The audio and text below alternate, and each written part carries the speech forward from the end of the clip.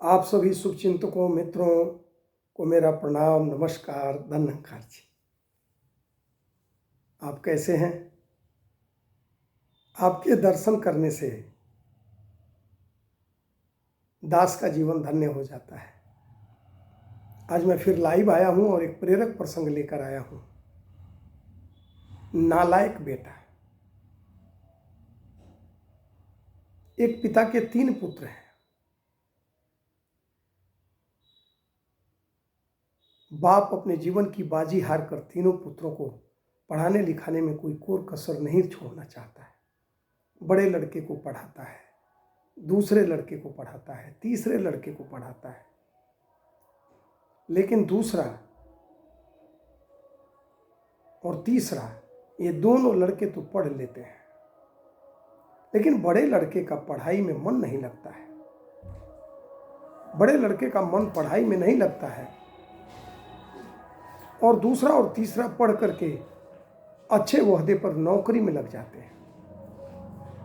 अच्छे ओहदे पर दोनों की गृहस्थी भी बस जाती है। बड़ा लड़का पढ़ाई में मन नहीं लग रहा था तो मास्टर जी ने उसका नाम नालायक रखा और पिता भी बड़े क्षुब्ध रहते थे, बड़े बेटे से प्रेम नहीं करते थे, उसे नालायक ही नाम रख दिया था। उससे बातचीत भी नहीं करते थे, चूंकि पिता के अरमानों पर वो खरा नहीं उतरा। पिता चाहता था कि पढ़े लिखे, मेरे 2 बच्चों की तरह ये भी आगे बढ़े, ये भी कोई नौकरी करे, ये भी कोई ओहदादार वाली नौकरी करे। कुछ समय बीता और पिता की तबीयत खराब हो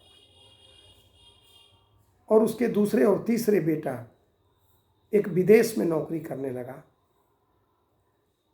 एक और भारतवर्ष में नौकरी करने लगा। अच्छी नौकरी दोनों को मिल गई, अच्छे पैसे कमा रहे थे। तबीयत खराब हुई और बड़ा लड़का तो नालायक ही था, पिता उससे बात नहीं करते थे। पिता ने जब वो तबीयत खराब हुई तो बड़े बेटा तो नालायक था, उससे तो बात नहीं करते थे। दूसरे बच्चे को फ़ोन लगाया और कहा कि मेरी तबीयत बहुत खराब हो गई है और तुम हो सके तो आ जाओ और पैसे भी भेज दो।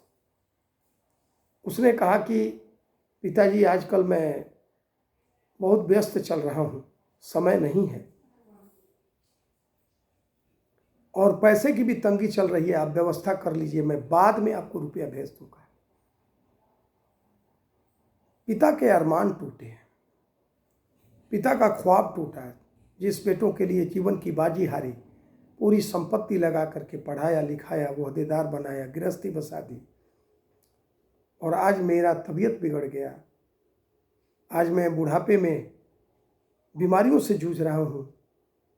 तो फिर उसने तीसरे बेटे को, उस पर भी जीवन की बाजी हारी थी, दांव लगाए थे।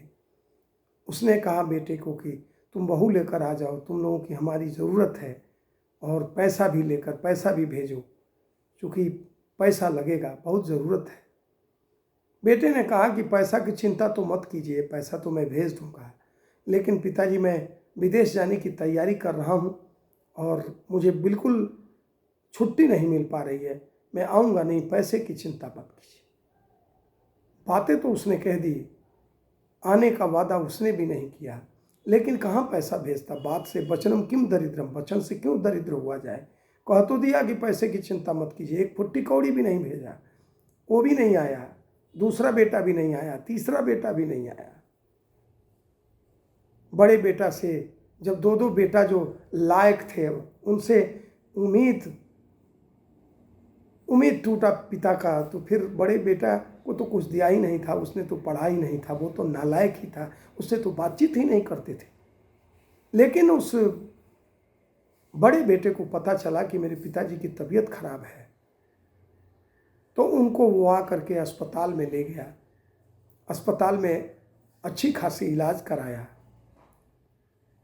पिता ठीक हो गए तो ले आया घर पे उनको, और फिर बेटा गांव में जहाँ रहता था वहाँ वापस चला गया। पिताजी ने पूछा कितने रुपए लगे हैं, कहा सरकारी अस्पताल में दिखाया कोई रुपये नहीं लगे हैं,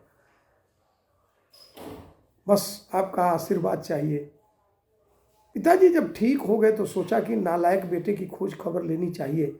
जब दूसरा और तीसरा बेटा खोज खबर नहीं ले रहा है तो उस नालायक बेटे की खबर लेनी चाहिए। वो गांव गए और गांव गए तो देखा कि झोपड़ी में ताला बंद थे। जमीन जो उसे हिस्सा में दिया था कि जाओ तुम वहीं खाओ पियो, लोगों से पूछा तो कहा ये जमीन तो बिक गई। आपकी तबीयत खराब थी, बहुत तबीयत खराब थी, उसने अपना सारा जमीन बेच करके और आप में लगा दिया और झोपड़ी में ताला लगा के कमाने कहीं निकला है, किसी फैक्ट्री में, कहीं कहाँ गया है, बाहर कहीं कमाने गया है। उसके अपने सारे ज़मीन बेच करके आप में लगाया है।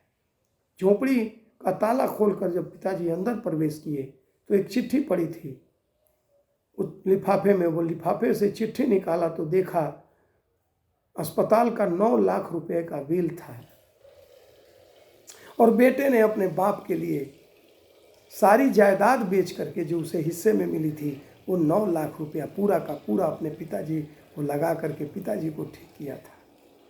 माता और पिता इस धरती के भगवान हैं। माता और पिता अपने बच्चों के लिए वरदान हैं।